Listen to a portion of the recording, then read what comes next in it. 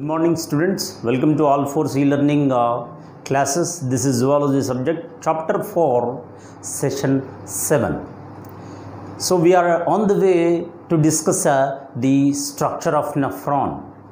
Yesterday we have discussed Malpighian corpuscle or renal corpuscle, which includes the glomerulus and the Bowman's capsule.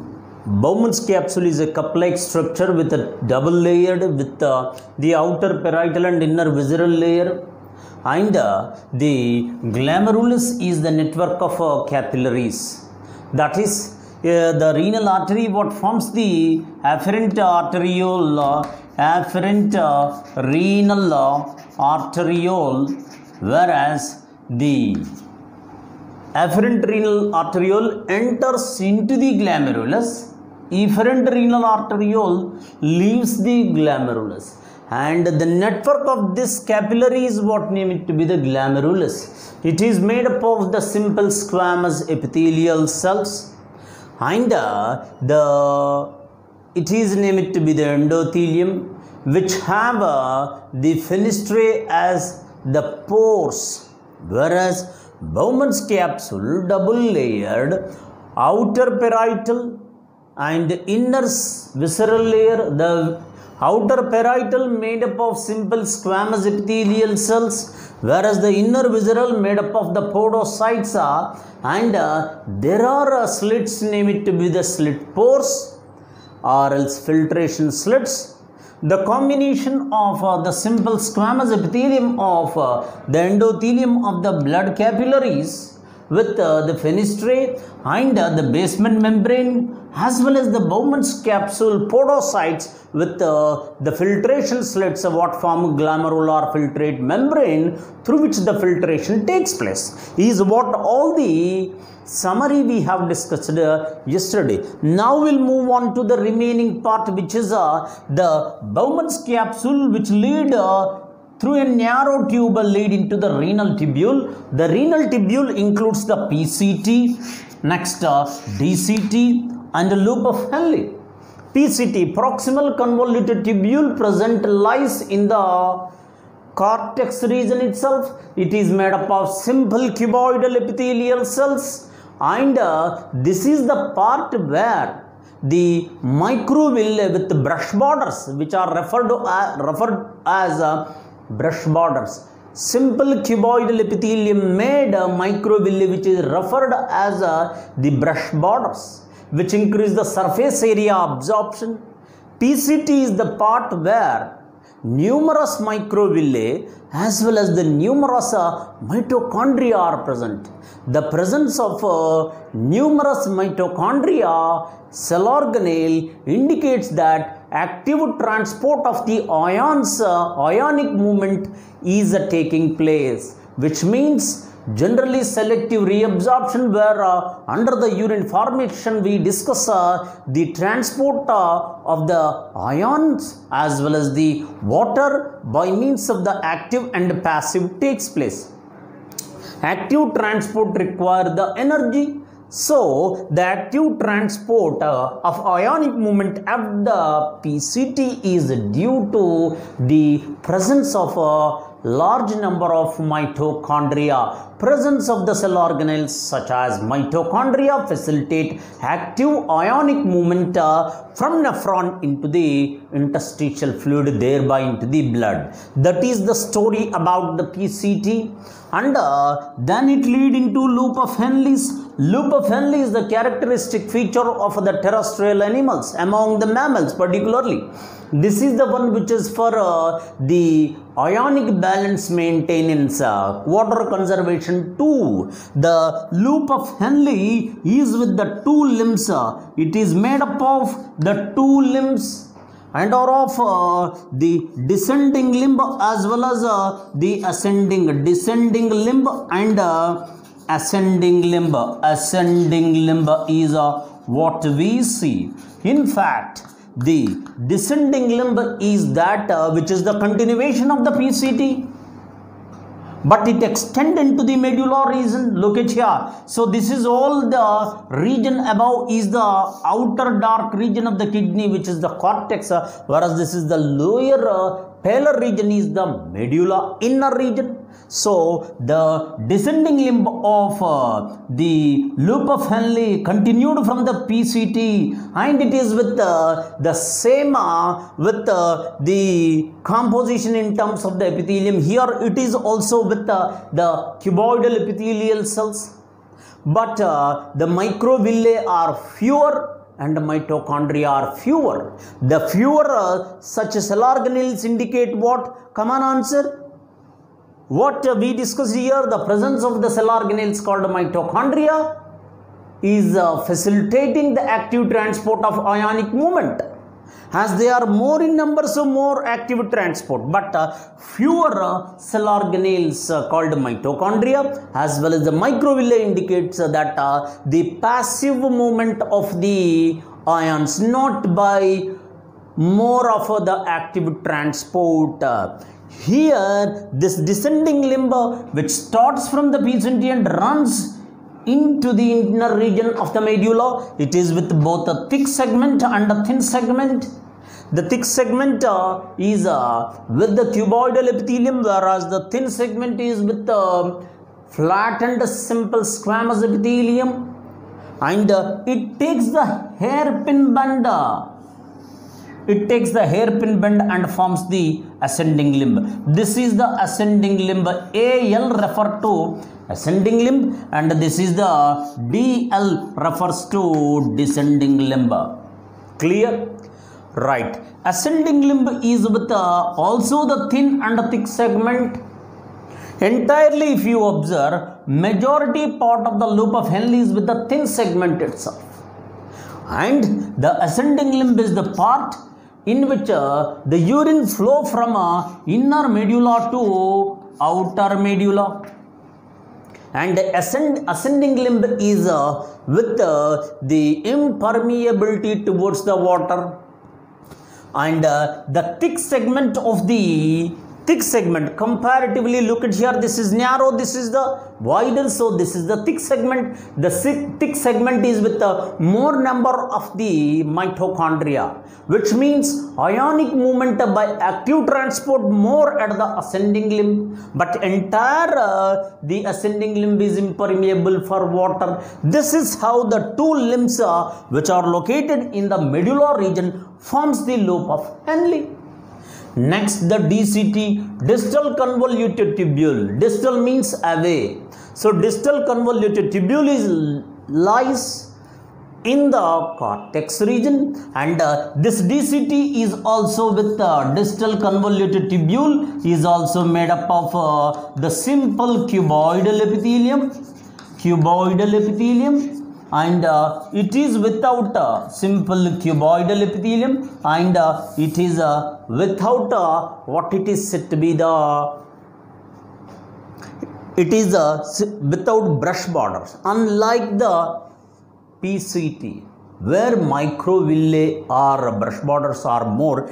Here brush borders are absent, and DCT is the part which is lie in the cortex, and it lead into the distal convoluted tubule, lead into the collecting duct. The collecting duct, that is here this collecting duct is the larger duct, which means in a kidney 10 million, that 1 million means 10 lakhs number of the nephrons are present. So many number of the distal convoluted tubule lead into the collecting duct, a larger duct. The larger collecting duct which furtherly lead into further larger duct, name it to be the Bellany duct. This Bellany duct lead into the medullary pyramid tip, that is none other than renal papillae. Renal papillae lead into calyces, minor calyces into major calyces. major calyces into renal pelvis into ureter, ureter into urinary bladder, and that into urethra leave out through the urinogenital aperture. So this is the flow of the urine from one part to another part. This is the summary of entire nephron. And still we need to discuss one more is, what is the functional role of the kidneys? Filtration. Filtration in what way? That is, we have discussed this is the metanephric kidney. Metanephric kidneys are those which have the connectivity with that of the blood capillaries. Means the filtration from the blood takes place. Unlike the pronephric and mesonephric kidneys, where in the case of the pronephric kidneys, the nitrogenous waste are separated from the body cavity, whereas in mesonephric kidneys, both from body cavity and little from the blood supply, blood capillaries, but here entirely from the blood capillaries. Look at here, the blood supply is now the topic we'll discuss. That is nothing but the arrangement of capillaries. Right. So look at here, how the blood supply is taking place. So the renal artery, which is what originate from the dorsal aorta, we know very well. Left systemic aortic arch runs forward and it is arched, then it becomes descended and forms the dorsal aorta, which is the largest blood vessel, and it is having the different branches by which it supplies the oxygen, the O2 blood to different parts, or else these are the arteries. Arteries are those which are pumping the blood from heart to different parts in the form of different branches, such as the phrenic artery to the diaphragm and the renal artery to the kidneys. So the renal artery is forming the arteriole. That is the afferent renal arteriole. What we discussed is the malphidial corpuscle includes the glomerulus and Bowman's capsule. Glomerulus is the network of the afferent and efferent renal arteriole. So from renal artery, the blood is brought about by into the kidney, the renal artery, and which forms the afferent renal arteriole, which enters into the lumen of the Bowman's capsule and forms the network of capillaries. That is the glomerulus. From glomerulus, the arteriole that comes out, name it to be the efferent renal arteriole. Afferent in the sense that is bringing, efferent means that is taking away. And the point to remember, the afferent renal arteriole have a larger diameter, whereas efferent renal arteriole have the lesser diameter. The diameter of efferent renal arteriole is less than that of the afferent. So what does it mean? It means the input into the glomerulus is more than what leaving out. This causes the net filtration pressure, NFP, net filtration pressure what created in the glomerulus. This causes the filtering of necessary and unnecessary substances as well as the water from glomerulus into the lumen of the Bowman's capsule via the glomerular filtrate membrane. That is what name it to be the glomerular filtration, which is ultrafiltration. That is mainly because of the net filtration pressure. And the net filtration pressure is created because of the difference in the diameter of efferent and afferent. Now, this efferent renal arteriole, what comes out of the glomerulus and it is expanded. Look at here. The diagrammatically we are looking here. This is the efferent renal arteriole, which is expanding over the remain all the parts of the renal tubule. Look at here, PCT and DCT. The network of the efferent renal arteriole distribute over the all the parts of the renal tubule in the form of capillaries, which means the efferent renal arteriole, which is distributed close to the PCT, and DCT is what name it to be the peritubular capillary net. Peritubular capillary net. Peritubular capillary net. What do you mean by peri? Surrounding. Tubular, this is the renal tubule. So peritubular capillary net is nothing but the distribution of efferent renal arteriole over the remaining part of the renal tubule is what we see as a capillary net. That present close to the PCT and DCT together, the network of capillary name it to be the peritubular capillary net. And you also do find the network of capillaries distributed over the lobe of Henle also. Is it right? Look at here. And this is what name it to be the vasa recta or singular vasa rectum. So the blood supply to the nephrons takes place in the form of the capillaries. That is the renal artery which enter into the kidney in the form of the renal artery. Once it enters, it forms the efferent renal arteriole. This efferent renal arteriole forms the network of capillaries which is the glomerulus in the lumen of the Bowman's capsule, and it live as a efferent renal arteriole.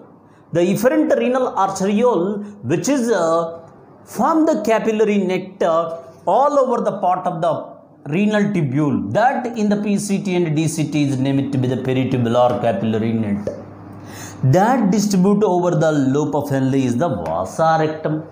This is how we see the blood supply to the nephron, and this peritubular capillary net as well as vasa recta join together forming the renal venules.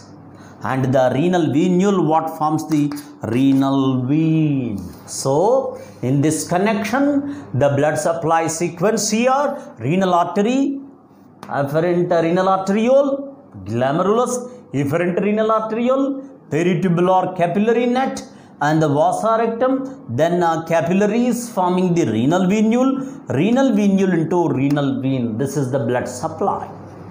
While getting supplied to the nephrons in the lumen of the Bowman's capsule, where due to net filtration pressure, the filtering of the substances, water and salts results in the glomerular filtration, which is the first phase of the urine formation. After that, the reabsorption, selective reabsorption, and the third one is said to be the tubular secretion, is the topic that we'll see subsequently. So, blood supply, now it is, you are all clear. What you are clear? How the blood is supplied to the different parts of the nephron, how it is distributed. Earlier, before to this, we have discussed the structure of nephron. Here, the filtration is the functional role in kidneys. Filtration from blood into the nephron. Then from renal tubule, as it flows the urine, reabsorption takes place. Finally, it is sent out. So structure of nephron is over. Next, the blood supply. Blood supply is in this form: renal artery, efferent renal arteriole, glomerulus, efferent renal arteriole, peritubular capillary net, vasa recta, renal venule, and renal vein. Now, what did we discuss regarding a term named to be? So, peritubular capillary net or the capillary net close to the PCT and DCT. The capillary net close to the loop of Henle is vasa recta. Clear? Right. Next, what do you mean by portal vein or portal system? We discussed that the system where the blood vessels called the vein, which start with the blood capillary and ends with the blood capillary. Come on, is it that the glomerulus is start with the blood capillary and end with the blood capillary or not? Yes. So here it is start with the blood capillary and here it ends with the blood capillary, right? And peritubular capillary net start with the blood capillary and ends with the blood capillary. Is it right? That's the reason why technically it is not that I am saying it is one kind of a portal system. Why? Renal portal system is absent in the case of the human being. Technically I am saying that is the peritubular capillary net, peritubular capillary net and glomerulus are technically portal system can be said. Technically by observing here, it's not that renal portal system, it is a technical term we use for peritubular capillary net and glomerulus. Now after this okay, this is all what the structural information regarding the nephron and the capillary net.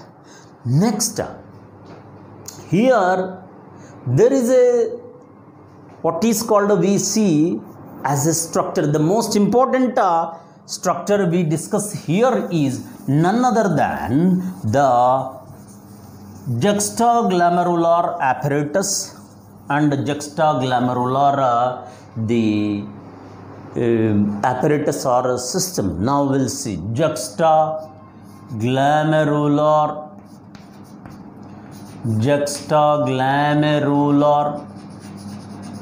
apparatus is now we'll discuss. Look at here. Basically juxtaglomerular apparatus, which is also said to be the JGA, juxtaglomerular apparatus, which includes the juxtaglomerular cells,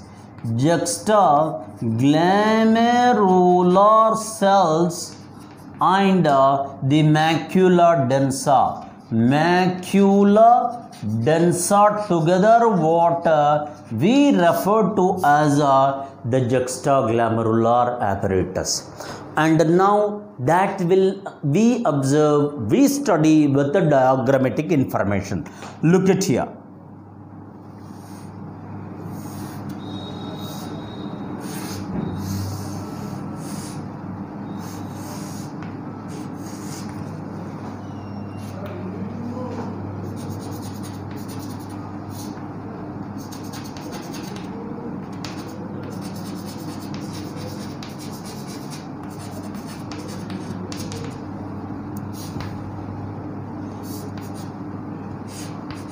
This is afferent renal arteriole, and this is the efferent renal arteriole. Efferent renal arteriole takes the blood away, right? And this is the glomerulus, right? So what the topic now we are going to discuss is, look at here. So this is the DCT.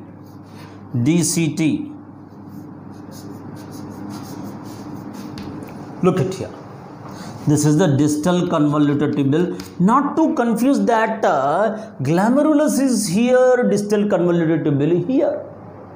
Generally, these are the parts which are in a coiled state. So one come closer to the another. So this is the structure of a juxtaglomerular apparatus. Look at here. What I have drawn is, this is the glomerulus with the efferent renal arteriole and the afferent renal arteriole, right? So first of all, we'll see juxtaglomerular cells. Juxta in the sense, juxtaglomerular. Juxta means near, glomerular cells, which means in the afferent and efferent renal arteriole, which are with the smooth muscles. So the smooth muscles of the both afferent and efferent, the smooth muscles, where do you find? Basically the blood vessel is made up of the tunica externa, tunica media, tunica interna. So smooth muscles are present. The smooth muscles of the smooth muscles of both afferent and efferent. The smooth muscles of both afferent and efferent are with the granules. The smooth muscle cells of the afferent and efferent are with the thick granules. And these, what shows they are swollen? Such smooth muscles with the thick granule appear to be swollen and are present near the glomerulus. Such are what name it to be the juxtaglomerular cells. Juxtaglomerular cells. These juxtaglomerular cells produce they secretes the renin,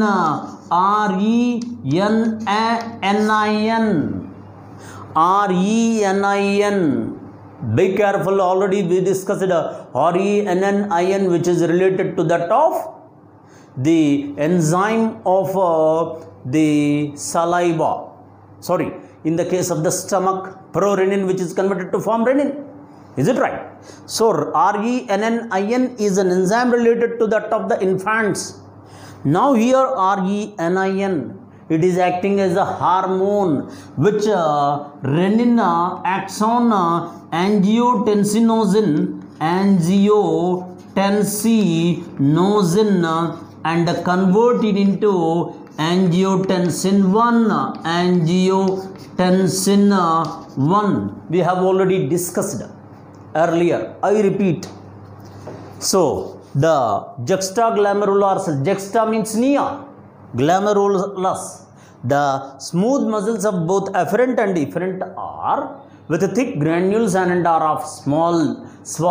Such the cells are named to be the juxtaglomerular cells. So what do you mean by this? You mean that afferent and efferent renal arteriole have specialized smooth muscle cells named to be the JG cells. They are what secreting releasing the renin, an enzyme which is acting as a hormone. Better it is said as a hormone, renin, which act upon angiotensinogen, which is synthesized in the liver and converted into angiotensin 1. This is again converted into angiotensin 2. That is stimulate the secretion of aldosterone, a hormone. Aldosterone is a hormone which is responsible for absorption of the sodium and thereby the blood pressure increases. Then why we are discussing this? For suppose if in a human being, if the glomerular pressure decreases, if blood pressure decreases, that is under that condition, JG cells secretes the renin. If there is no pressure, is that filtration takes place? No. Got my point? Why we are discussing this is? It is a point of discussion here. That is, when glomerular pressure decreases, then JG cells release the renin. Then this renin act upon angiotensinogen and convert it into angiotensin, which is angiotensin 1, which is furtherly converted into angiotensin 2, and that stimulates the secretion of aldosterone from adrenal cortex, which play a role in the absorption of sodium, thereby increases the concentration, thereby increases the blood pressure. That's what the role. And one more point, this is the DCT, distal convoluted tubule, and not to confuse that here is a glomerulus and here is the DCT. They are in a coiled state and come closer. So the DCT, which is close to the JG cells, nothing but afferent and efferent.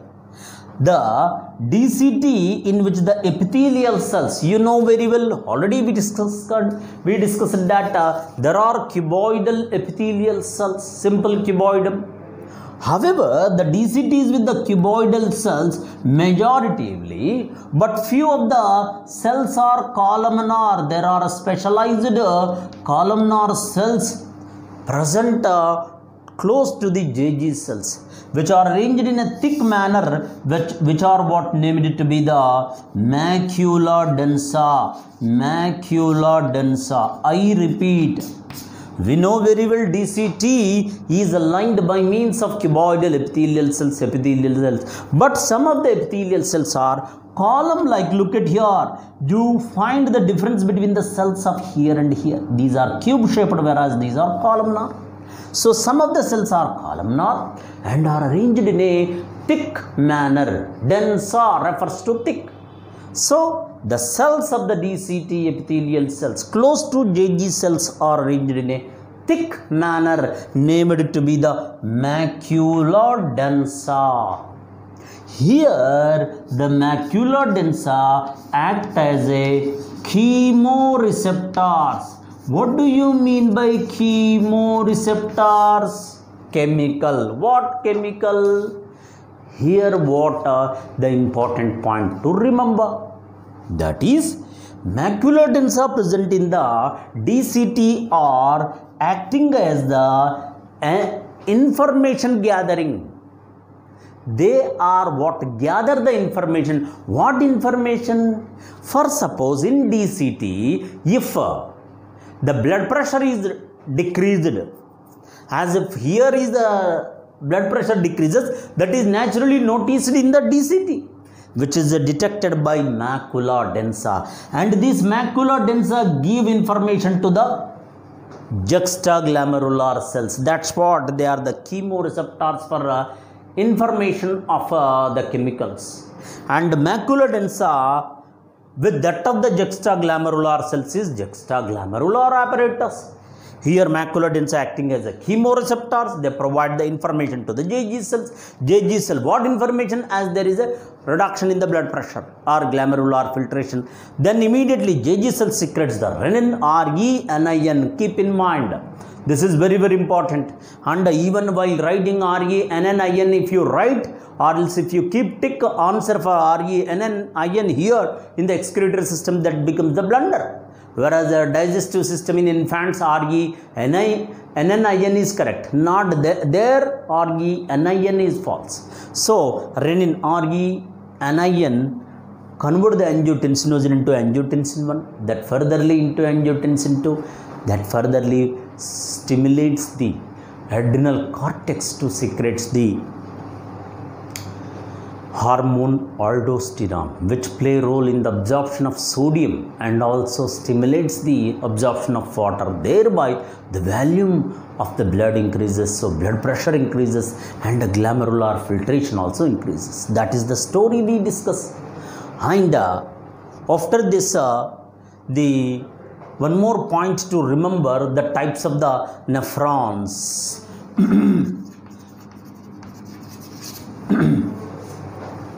Type of nephrons, now we'll see type of the nephrons. There are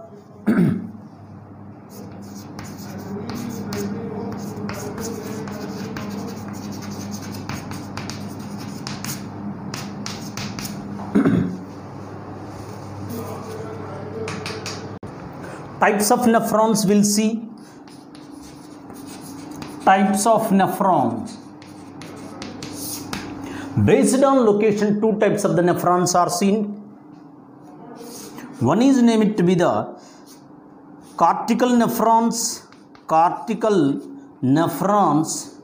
and another is referred to as juxtamedullary nephrons. Juxtamedullary nephrons is what we see as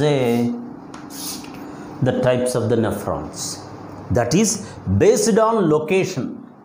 The nephrons that are present in the cortex, almost all its glomerulus is a outer cortex region, then that is named to be the cortical nephrons.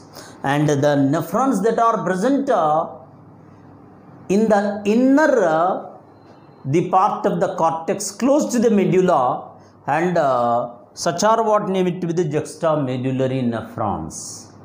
I repeat, the nephrons are of, based on their location, they are said to be the cortical nephrons and medullary nephrons.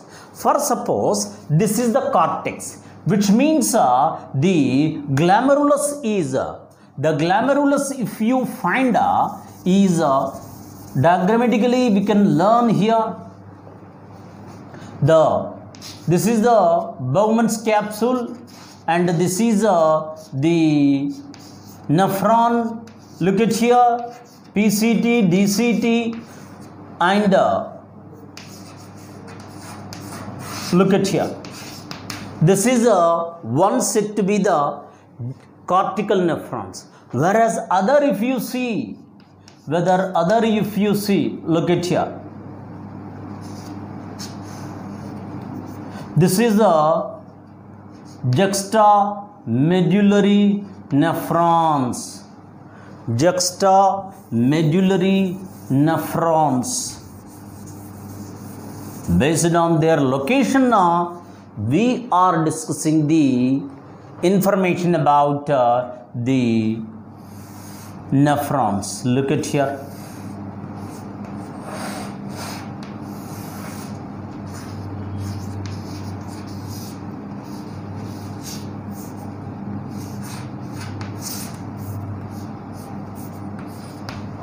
Look at here.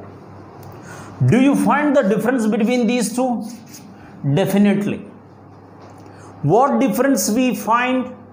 We find that these are the cortical nephrons and these are the medullary nephrons. Medullary nephrons. I repeat. What we are discussing here is, look at, this is entirely cortex region and this is the medulla region in a kidney. These are cortical nephrons, these are medullary nephrons. Cortical nephrons are, what about, they are 85% number. They are 85%, whereas medullary nephrons are just 15%. Cortical nephrons are those whose glomerulus, look at here, this is the Bowman's capsule, the cup shaped is the Bowman's capsule, and this is the glomerulus. The glomerulus is in the outer region of the cortex, and look at here, it's the loop of Henle is very short, is it right? Look at here, loop of Henle is very short, and that too extend a little part of the medulla. This is all medulla, Nana. This is all medulla. So loop of Henle is very short and it is extended little into the medulla region. Whereas look at here, medullary nephrons. Medullary nephrons, the glomerulus is present in the cortex itself but nearer to the medulla region. It is outer border of the cortex. It is inner border of the cortex close to the medulla, glomerulus. And loop of Henle, look at here. It is a long loop of Henle. And moreover, it is long such that even it will have the vasa recta also, the network of capillaries. Whereas here, the loop of Henle is short, so no vasa recta. That is what the difference we find between the cortical nephrons and medullary nephrons. I repeat, the only difference is glomerulus. How do you differentiate? Differences are many. How do you differentiate the cortical and medullary nephrons in the sense? However, both the glomerulus are in the cortex itself. But here the glomerulus is the outer borders of the cortex. So most of the part is in the cortex. Loop of Henle is short and little extended into the medulla. But here the glomerulus is inner part of the cortex and border of the medulla. Its loop of Henle is extended deep into the medulla. Loop of Henle is long and it is deep extended into the medulla. Naturally, it forms the vasa recta. This is the difference we find, and based on that it is named. So cortical nephrons are what it is said to be the 85%, whereas these are 15%. And cortical nephrons, glomerulus is better you make a note. Glomerulus is what present in the outer cortex. However, in the cortex itself, here glomerulus is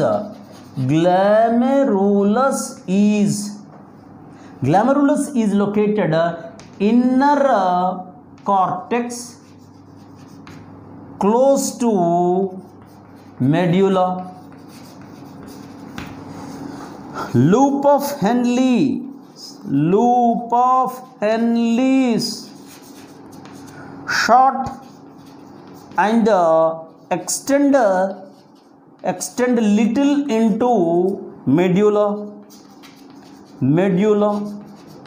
whereas here, look at there, loop of Henle long and deep, extend deep into medulla, right? Vasa recta absent